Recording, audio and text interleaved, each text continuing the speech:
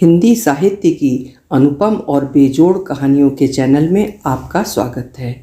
आज सुनिए हिंदी की वरिष्ठ और सबकी प्रिय लेखिका मालती जोशी जी की कहानी तुम मेरी लाज राखो हरी। प्रतीक्षा कुछ ज़्यादा ही लंबी हो चली थी।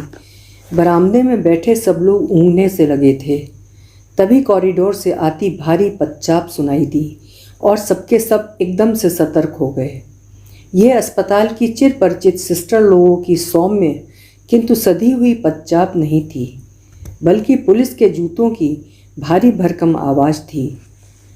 पुलिस का वो सिपाही हमारे सामने से गुजरता हुआ बाहर निकल गया। कुछ ही पल बाद वो लौटा तो अकेला नहीं था, इंस्पेक्टर शुक्ला भी उसके साथ थे। होश में आ गई है शायद, एक सम्मिलित स्वर उभरा। संभवतः मैं उठ खड़ी हुई, पर मुझे इशारे से वहीं रोक दिया गया। मन मारकर मैं बैठ गई। अब सबकी चौकन्नी नज़र मुझ पर थी। उसकी माँ, उसका भाई, उसकी बहन सब मुझे घूर रहे थे। उनकी नज़रों में एक अभियोग साफ साफ झलक रहा था। उन घूरती हुई आंखों से बचने के लिए मैं बाहर लॉन में आकर बैठ गई। उस छोटे से लॉन में कई लोग बैठे हुए थे। सब अपनी अपनी मुसीबत के मारे, सब अपनी अपनी चिंताओं में डूबे हुए। मेरी ओर देखने की किसी को फुर्सत नहीं थी। कोई नहीं जानता था कि यहाँ जो औरत बैठी हुई है वो कल तक एक शहीद की माँ थी। आज मैं क्या हूँ ये तो संध्या का बयान ही तय करेगा।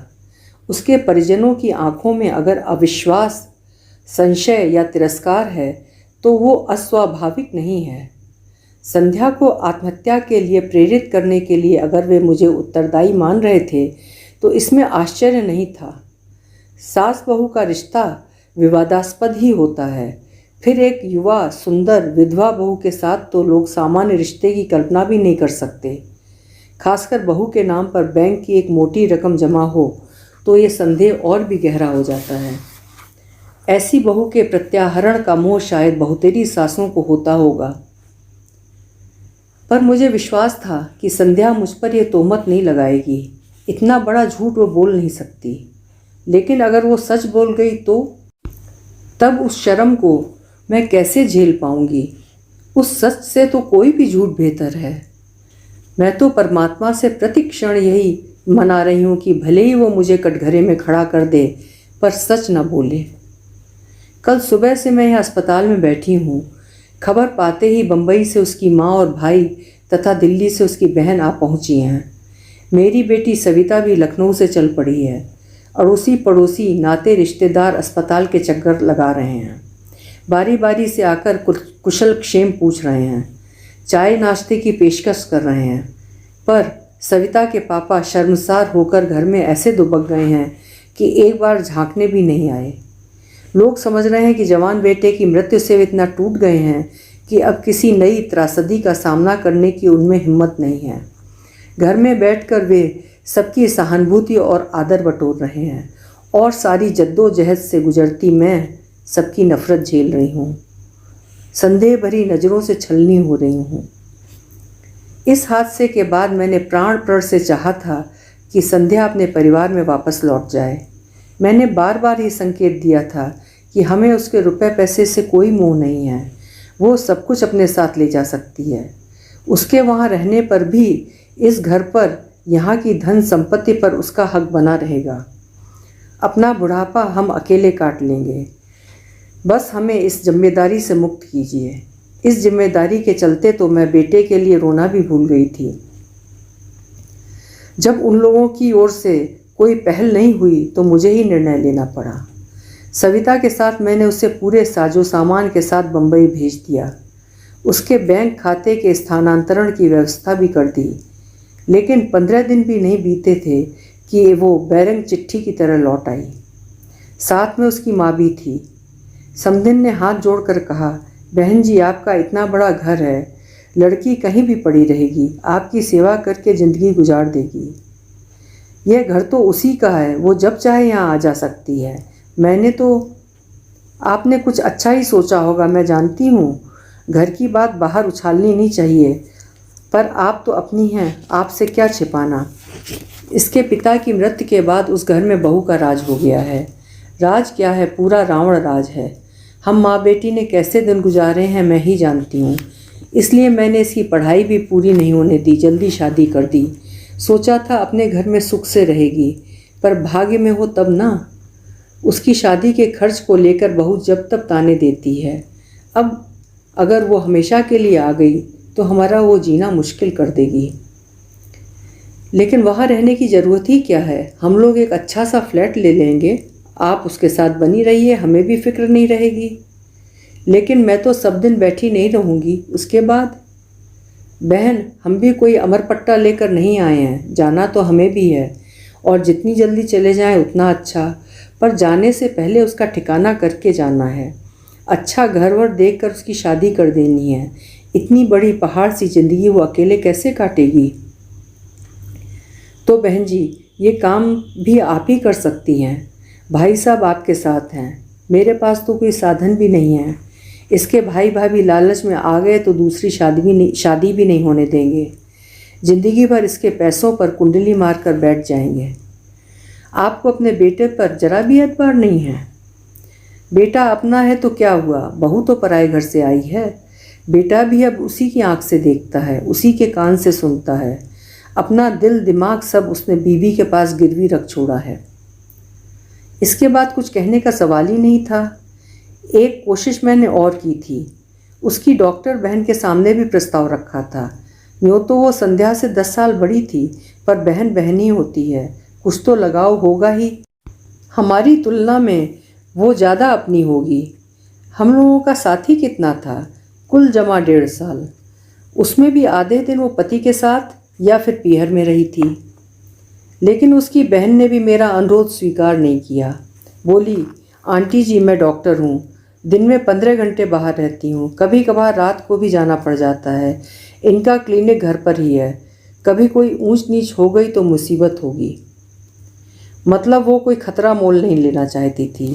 अब उसे कैसे समझाती कि इसी ऊंच नीच का तो मुझे भी डर है, इसीलिए तो मैं तुम सबकी चिरौरी कर रही हूँ। कैसे कहती कि औरत, खासकर अकेली औरत, इनकी कमजोरी है, पर अपने पति के बारे में ये सब कहना अपने आप को गाली देने जैसा है। इसीलिए तो सारी उम्र होठ सीकर इस दर्द को पीती रही हूँ। जानती हूँ कि जब पुरुष की नीयत खराब होती है तो जाति, उम्र, रिश्ते, सारी चीज़ें गौर हो जाती हैं। इसके चलते मैंने कितनी नौकरानियों को भुगता है मैं ही जानती हूँ। रिश्ते की बहनों और नंदों की मैंने मजबूरन चौकीदारी की है। पड़ोसियों से कभी दुआ सलाम के आगे संबंध नहीं बढ़ने दिए। पूरी ज़िंदगी बहुत चौकस रही हूँ मैं।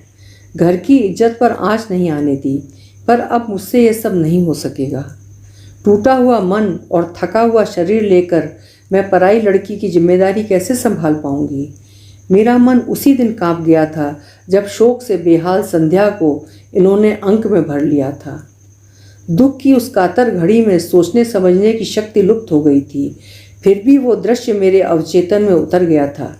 अपनी सूजी हुई आंखें लेकर सविता ने उसी क्षण मेरी ओर देखा था। पल भर को हमारी नजरें मिली थीं और उसने तुरंत आगे बढ़कर संध्या को गले से लगा लिया था। बेचारी लड़की अपने पापा के चरित्र के इस पहलू को जानती है, इसीलिए अतिरिक्त रूप से सजग रहती है। घरेलू पार्टियों में जब पापा ज़्यादा बेतकल्लुफ़ होने लगते थे तो वो वितृष्णा से मुंह फेर लेती थी। पापा अगर उसकी सहेलियों की चोटी खींचते, पीठ पर धौल जमाते या गाल में चिकोटी लेते तो उसका चेहरा तमतमा जाता। मुझसे अक्सर कहती, स्कूल में आप ही आया करो। पापा बिना बात के मैम की साड़ी वाड़ी की तारीफ़ कर देते हैं, बड़ा ऑकवर्ड लगता है। मैंने कितनी बार कहा है कि हम लोग अंग्रेज नहीं हैं। हमारे यहाँ किसी महिला के कपड़ों की तारीफ़ करना, हेयर स्टाइल या चूड़ी बिंदी पर कमेंट करना अच्छा नहीं समझा जाता, पर इन्होंने कभी मेरी बात नहीं मानी। उल्टे मुझ पर बिगड़ते, तुम्हारा तो दिमाग ही खराब है, हर बात का गलत मतलब निकाल लेती हो। तो संध्या का मेरे पास रहना तय हो गया। मुझे लगा जैसे मैंने अपने आंचल में अंगार भर लिए हैं। 15-20 दिन सविता को मैंने रोक लिया। वो साये की तरह संध्या के साथ बनी रही, पर वो भी कितने दिन रहती। उसका भी घर बार, बच्चे थे, बूढ़े सास ससुर थे, उसे तो जाना ही था। अपनी मुसीबत तो हमें भुगतनी ही भुगतनी थी। अपना दुख पीकर मैं बहू के घाव सहलाने में जुट गई, पर इन्होंने मुझे मौका ही नहीं दिया। उसका पूरा भार इन्होंने अपने ऊपर ले लिया। इनकी सारी दिनचर्या उसी धुरी पर घूमने लगी। सुबह शाम पेपर पढ़ना, न्यूज़ सुनना, सीरियल्स देखना, सब साथ साथ होने लगा। दोपहर में कैरम या लूडो खेला जाता, उसे ब्रिज का गेम सिखाया जाता, उसके लिए लाइब्रेरी लगवाई गई, उसके लिए नई नई कैसेट्स और सीडी घर में आने लगीं। फिर एक दिन उन्होंने घोषणा की कि वे संध्या को ड्राइविंग सिखाएंगे। मैंने कहा, देखिए, जो कुछ दिल बहलाव करना है घर में बैठकर कीजिए। बाहर 4 लोग देखेंगे तो 4 तरह की बात करेंगे। लोगों को किसी के दुख सुख से कोई मतलब नहीं होता, वे बस बात करना जानते हैं। लड़की नाहक बदनाम हो जाएगी। वे एकदम भड़क गए। क्या दकियानूसी सासों की तरह बात करती हो? जिंदगी भर क्या उसे घर में कैद करके रखोगी? जिंदगी भर ना सही, पर कायदे से 6 महीने तो घर में रहे। फिर अपनी ही बात काट कर मैंने कहा, हम लोग उसे कॉलेज में दाखिला क्यों नहीं दिलवा दें? वो अपनी छूटी हुई पढ़ाई पूरी कर लेगी। कल को अगर नौकरी करती है तो हाथ में ढंग की डिग्री तो होगी। नौकरी क्यों करेगी? क्या तुम्हारे घर में उसके लिए खाने को नहीं है? ओफो, नौकरी की बात तो मैंने यूं ही कह दी। मैं तो ये कह रही थी कि कॉलेज जाएगी, थोड़ा खुली हवा में सांस लेगी, हम उम्र लोगों के बीच रहेगी तो उसे भी अच्छा लगेगा।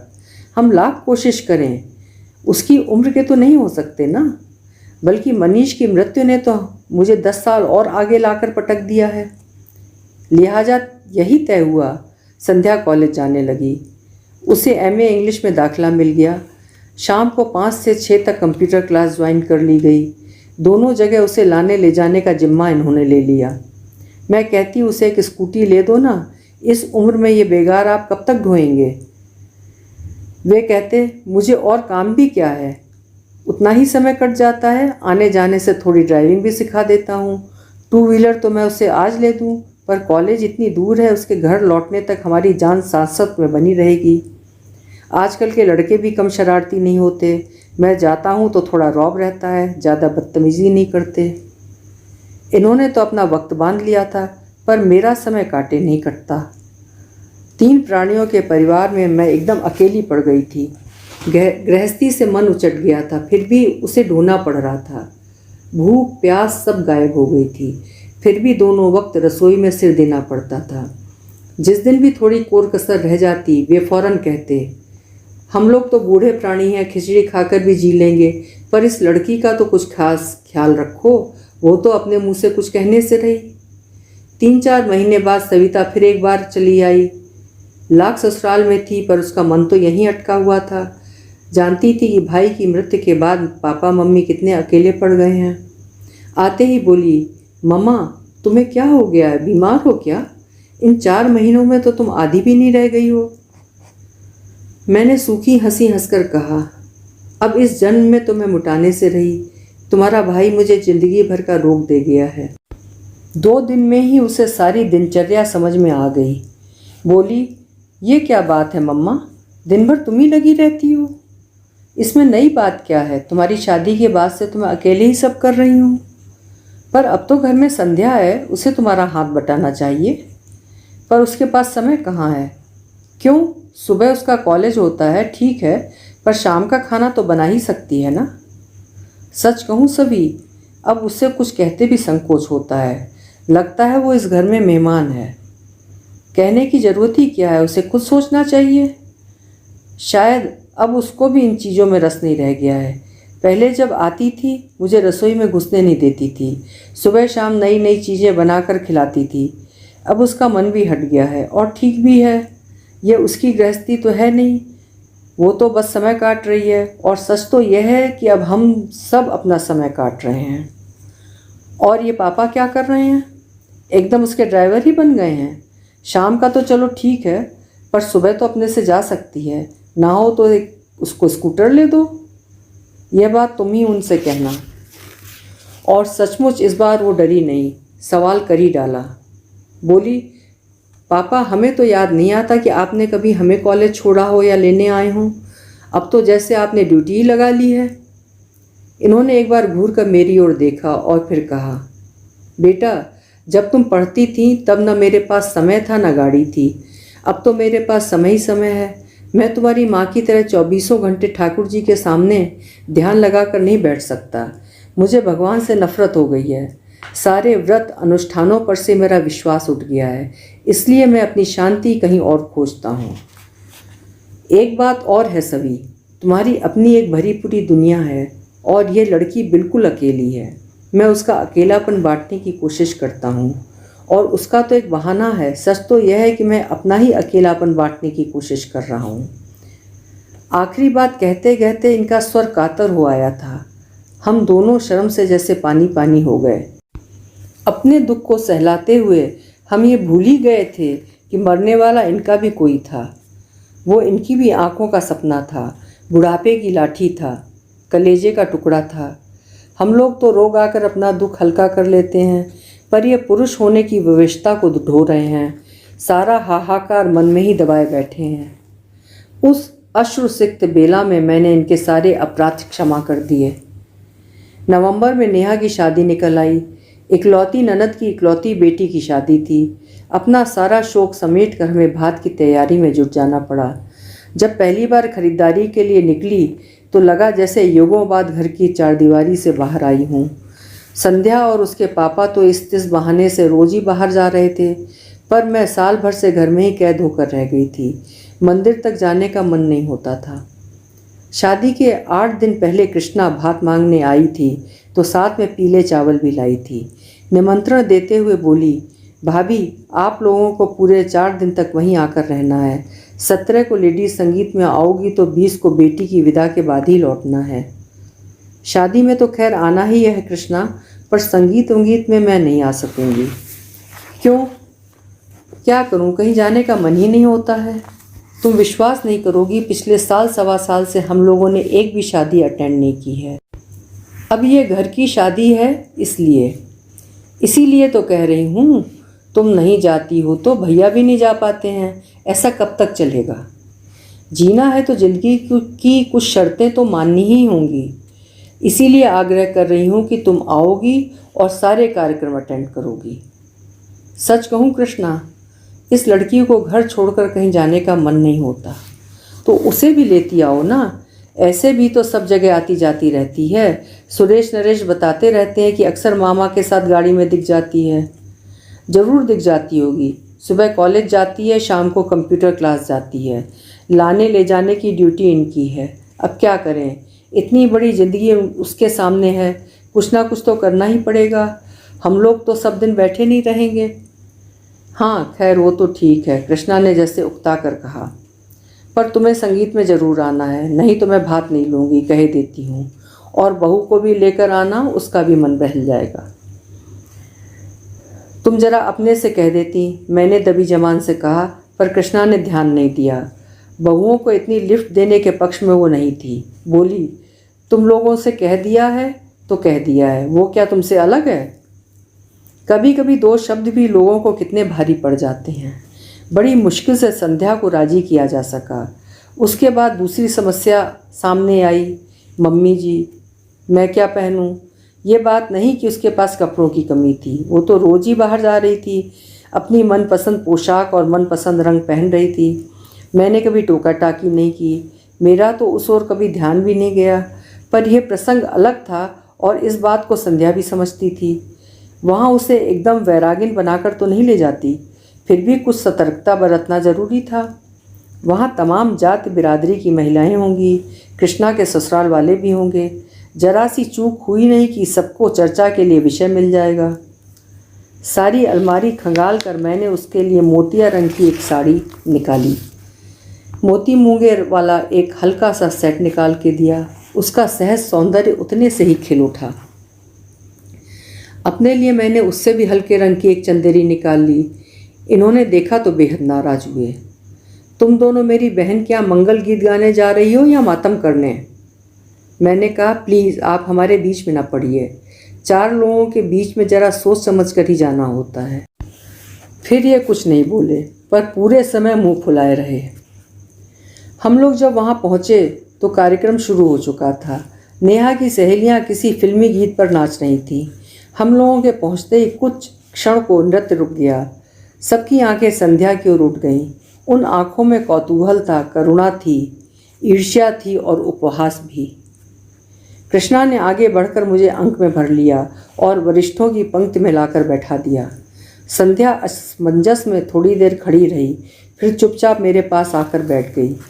वहाँ इतनी सारी लड़कियाँ थीं, पर किसी ने ये नहीं कहा कि भाभी मेरे पास आकर बैठो। कृष्णा की दोनों बहुओं ने भी उससे बात नहीं की और नेहा तो मानो दूसरी दुनिया में विचर रही थी। उसकी सगाई के दिन संध्या ने ही उसे तैयार किया था, पर आज उसे हेलो कहने तक की फुर्सत नहीं थी। मुझे एक और प्रसंग याद आया। मनीष की शादी के 2 महीने बाद ही नरेश की शादी हुई थी।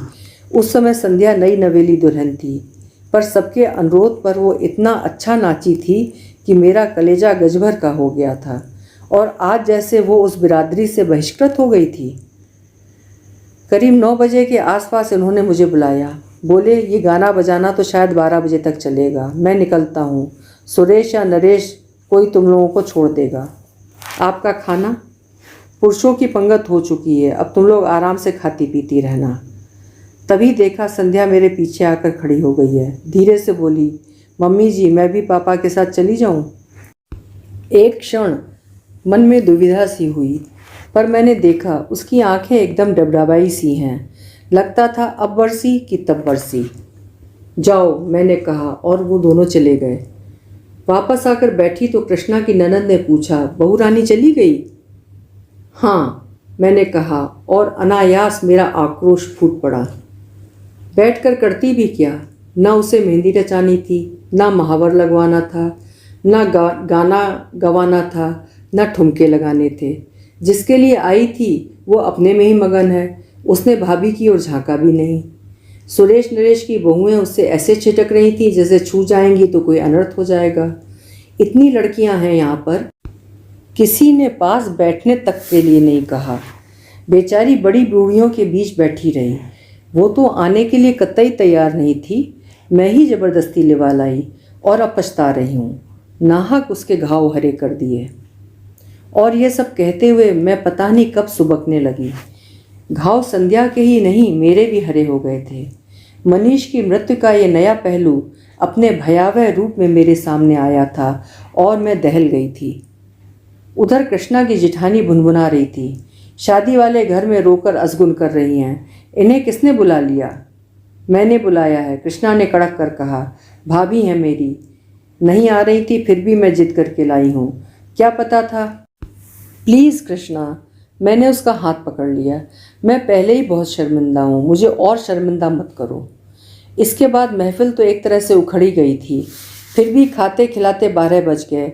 उन लोगों ने शादी के लिए एक वैन ले रखी थी, उसी से सबको घर घर छोड़ा। बेल बजाते हुए सोच रही थी कि ये छूटते ही मुझसे पूछेंगे इतनी जल्दी कैसे आ गई, पर मैं कुछ बताऊंगी नहीं। मुझे ही डांट पड़ेगी कि वहाँ तमाशा करने की क्या ज़रूरत थी। पर इन्होंने कुछ नहीं पूछा। दरवाज़ा खोलकर चुपचाप बिस्तर पर चले गए। रोज़ 12 बजे तक चलने वाला टीवी भी आज बंद था। कपड़े बदलते हुए देखा, इनके बाएं हाथ पर पट्टी बंधी हुई थी। मेरी पुरानी साड़ी को फाड़कर बेतरतीब सी बंधी हुई थी। ये हाथ में क्या हुआ? कट गया। कैसे? थोड़ी देर चुप रहे, फिर बोले दरवाजे में आ गया था। दरवाजे में कैसे? इन्होंने कोई उत्तर नहीं दिया, करवट बदल कर लेट गए। ठीक तो है, जब हमें कोई तकलीफ़ होती है किसी की पूछताछ अच्छी नहीं लगती है। कुछ लगाया था? डिटॉल लगाया था। इनके स्वर में बेजारी थी। बाथरूम जाते हुए देखा, खून के छींटों की एक कतार सी थी। वॉश बेसिन में भी छींटे थे। शायद पानी की धार के नीचे हाथ रखा होगा। फिर कुछ पूछने का मन हुआ, पर इनकी नाराज़गी के डर से चुप रही। बाल्टी में साबुन घोलकर मैंने पूरे फर्श पर पोछा सा लगा दिया। पोछा लगाते हुए अचानक याद आया, संध्या सो गई? पता नहीं, उसने कुछ खाया कि नहीं? वहाँ से तो वैसे ही चली आई थी। पता नहीं, तुम ही पूछ लो। मुझे आश्चर्य हुआ। और दिन तो मुझसे ज़्यादा इन्हें उसकी फ़िक्र रहती थी। उसकी सुख सुविधा का ध्यान मुझसे ज़्यादा ही ये रखते थे। कई बार तो इस बात पर हम दोनों की झड़प भी हो जाती थी। मैंने दोबारा इनसे कुछ पूछना ठीक नहीं समझा। खुद ही उसके कमरे में चली गई। दरवाज़ा बंद था। संध्या सो गई क्या? मैंने आवाज़ लगाई, पर शब्द जैसे मेरे मुंह में ही जम गए। संध्या के दरवाजे के पास भी खून की बूंदें थीं, जो हमारे कमरे तक चली आई थीं। मेरा माथा ठनका, पर मैं कुछ बोली नहीं। चुपचाप एक बाल्टी उठा लाई और पोंछना शुरू कर दिया। उसी समय फ़ोन की घंटी बजी। यह कुछ क्षण मेरी प्रतीक्षा करते रहे, फिर उठा लिया। आवाज़ दी, कृष्णा का फ़ोन है तुम्हारे लिए। कह दो सुबह बात कर लूँगी। जानती थी इतनी रात गए उसी का फ़ोन होगा। शाम को जो कुछ हुआ उसकी सफाई देनी होगी। उस समय वो बात कितनी बड़ी लग रही थी, पर अब यहाँ जो कुछ हुआ उसके मुकाबले वो कितनी छोटी और अर्थहीन लग उठी थी।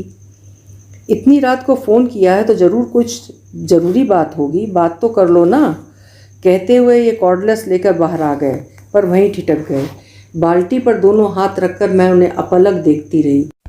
एक क्षण को हमारी आंखें मिलीं और वे कमरे में चुपचाप लौट गए। अपना काम खत्म करके मैंने गेट पर बाहर के दरवाजे पर ताला डाल सारी बत्तियां बुझाईं और पलंग पर आकर लेट गई। सोने का मन नहीं हो रहा था, बस पलंग की पाटी पर सिर टिकाए बैठी रही। बड़ी देर बाद वो अंधेरा मुखरित हुआ। शब्द मेरे कानों से टकराए, पर अर्थ कहीं खो गए। आप कुछ कह रहे थे? मैं ये कह रहा था कि मैं तो केवल उसे सांत्वना देने का प्रयास कर रहा था, पर वो बहुत अपसेट लग रही थी, इसलिए दिलासा देने की कोशिश कर रहा था।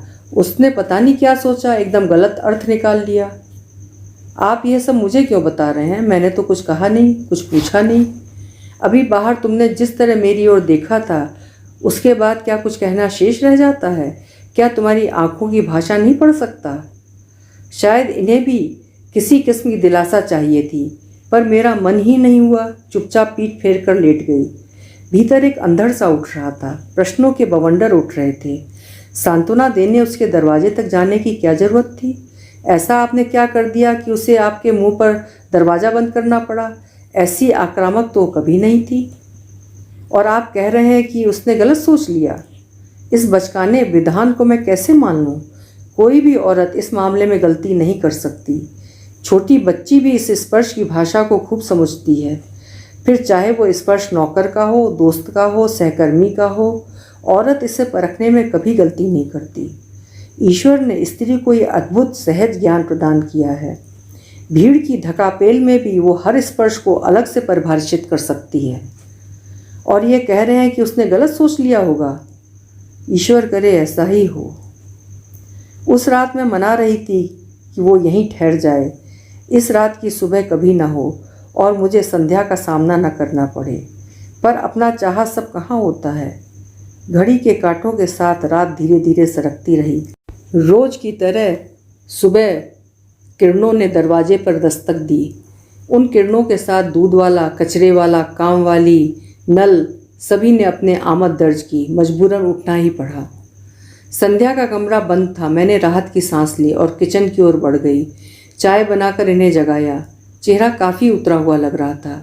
ये अपराध बोध था या दर्द? वैसे हाथ भी काफ़ी सूजा सा लग रहा था। रात भर जरूर परेशान रहे होंगे। और कोई वक्त होता तो इतनी हाय तौबा मचाते, ना खुद सोते ना मुझे सोने देते, पर इस बार तो मुझे पता ही नहीं चला। 8 बजे कृष्णा का फ़ोन आया। वो मुझसे बात करने को व्यग्र थी, पर मैंने मौका ही नहीं दिया। कृष्णा, अच्छा हुआ तुमने फ़ोन कर लिया। मैं बस अभी करने ही वाली थी। तुम्हारे यहाँ कार्यक्रम कितने बजे है? तुम्हारा कार्यक्रम है भाभी, जब तुम आ जाओ तो 9:30 10 बजे ठीक रहेगा। ऐसा करो, सुरेश नरेश किसी को भेज दो। तुम्हारे भैया के हाथ में चोट आ गई है, ये ड्राइव नहीं कर पाएंगे। और तुम तो जानती हो रिक्शा के लिए भी यहाँ से कितनी दूर जाना पड़ता है। फिर इनसे कहा, आप तैयार हो जाइए, 9:30 बजे हम लोग चलेंगे।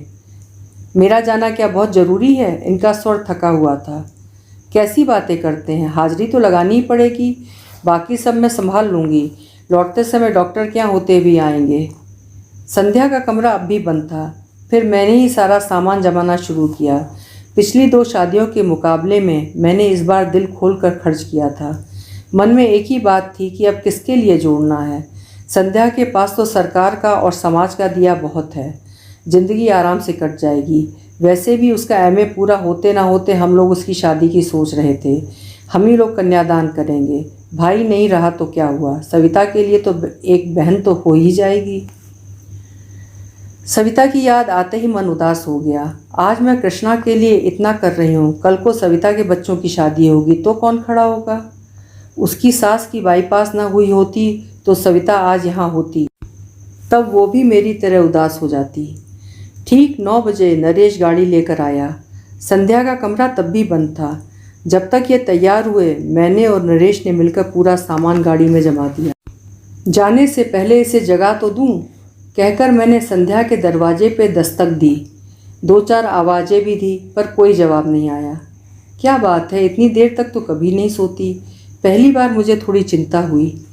नरेश, कल रात वहीं से लौटकर कमरे में जो गई है सो बाहर ही नहीं निकली, कहीं तबीयत तो खराब नहीं है? नरेश का चेहरा फक पड़ गया। आजीजी के स्वर में बोला, मामी जी, कुछ ऐसी वैसी बात हो गई तो प्लीज़ हमारा नाम मत लीजिएगा। मम्मी बता रही थी कि कल कुछ लफड़ा हो गया था। आप तो जानती हैं शादी ब्याह में ये सब चलता ही रहता है। वो बोलता जा रहा था और मेरा दिमाग ऐसी वैसी बात पर ही अटका हुआ था। ऐसी वैसी बात का मतलब? पर उसके कुछ कहने से पहले ही मतलब मेरे मन मस्तिष्क में कौंध गया। आशंका से मैं कांप उठी। नरेश, किसी तरह दरवाज़ा खुलवाओ। वो कैसे खुलवाता? उसने कंधों से धक्का दिया, घुटनों से जोर लगाया, पर दरवाज़ा टस से मस नहीं हुआ। फिर उसने कहा, स्क्रू ड्राइवर हो तो दीजिए, मैं बोल्ट खोलने की कोशिश करता हूँ।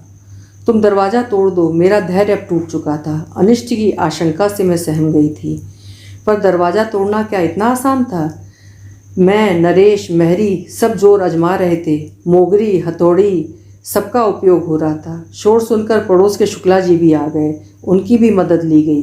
बड़ी देर बाद थोड़ी सी फांक मिली तो धड़कते दिल से मैंने सबसे पहले पंखे का मुआयना किया। वो बंद था। फिर भी मैं राहत की सांस नहीं ले सकी, क्योंकि कमरे का सन्नाटा बड़ा अशुभ लग रहा था। बड़ी देर बाद दरवाज़ा भरभरा कर गिरा तो हम लोग तेज़ी से भीतर दाखिल हुए। पलंग पर वो निस्पंद लेटी थी। कृष्णा के यहाँ से लौटकर उसने कपड़े भी नहीं बदले थे। नींद की गोलियों की शीशी सिरहाने खाली पड़ी थी। इसके बाद का घटनाक्रम एक दुस्वप्न की तरह था। हम अस्पताल दर अस्पताल भटके, पर हर जगह भर्ती करने से इनकार कर दिया गया। आखिरकार मजबूरन सरकारी अस्पताल की शरण लेनी पड़ी। फिर पुलिस आई। संध्या के पास पहरा बिठा दिया गया। सबके बयान हुए। अड़ोसी पड़ोसियों से, रिश्तेदारों से, उसके सहपाठियों से पूछताछ की गई। उसके भाई बहनों को फ़ोन किए गए। बेचारा नरेश इस हंगामे के बीच मामा जी की पट्टी करवा लाया था। पता चला 3 उंगलियों में हेयर लाइन क्रैक है और छोटी उंगली का एकदम कचूमरी निकल गया है। अच्छा हुआ कि इस समय सबका ध्यान संध्या की ओर था। इनके एक्सीडेंट के बारे में किसी ने उत्सुकता नहीं दर्शाई, नहीं तो किस किस को क्या क्या कैफियत देती। नरेश के जाने के बाद एक बात याद आई। घर में जब दरवाजे के साथ जोर आजमाइश हो रही थी, ये आंखें बंद किए आराम कुर्सी में चुपचाप लेटे हुए थे। जब हम लोग संध्या को उठाकर बाहर ले जा रहे थे, तब भी इन्होंने सिर उठाकर या आंखें खोलकर नहीं देखा। इस बात को अब 24 घंटे से ज़्यादा बीत चुके हैं, शायद 28 घंटे। तब से मैं अस्पताल में ही बैठी हूँ। इतनी देर तक मैं ईश्वर से लगातार संध्या के जीवन की भीख मांग रही थी, और अब जबकि वो होश में आ गई है, मैं मना रही हूँ कि वो भले ही मुझे कटघरे में खड़ा कर दे, पर सच ना बोले। मुझे जेल की सलाखों के पीछे रहना मंजूर है, पर इस उम्र में मैं ये शर्म बर्दाश्त नहीं कर पाऊंगी। आंटी जी, मैं अपने विचारों में इस कदर खोई थी कि इस आवाज़ को पहचानने में थोड़ा समय लगा। सिर उठाकर देखा, संध्या की बहन खड़ी थी। आप यहाँ बैठी हैं और आपके लिए हमने पूरा अस्पताल छान मारा। उसका स्वर एकदम शांत था और मैंने गौर किया, चेहरा भी तनाव रहित था। फिर भी मैंने डरते डरते पूछा, संध्या कैसी है? अब खतरे से बाहर है, पर कमजोरी तो अभी रहेगी। चलिए ना, आपको बहुत याद कर रही है। मैंने उठना चाहा, पर पाँव जैसे जम से गए। उसी ने सहारा देकर उठाया। चलते समय भी उसने मेरा हाथ नहीं छोड़ा।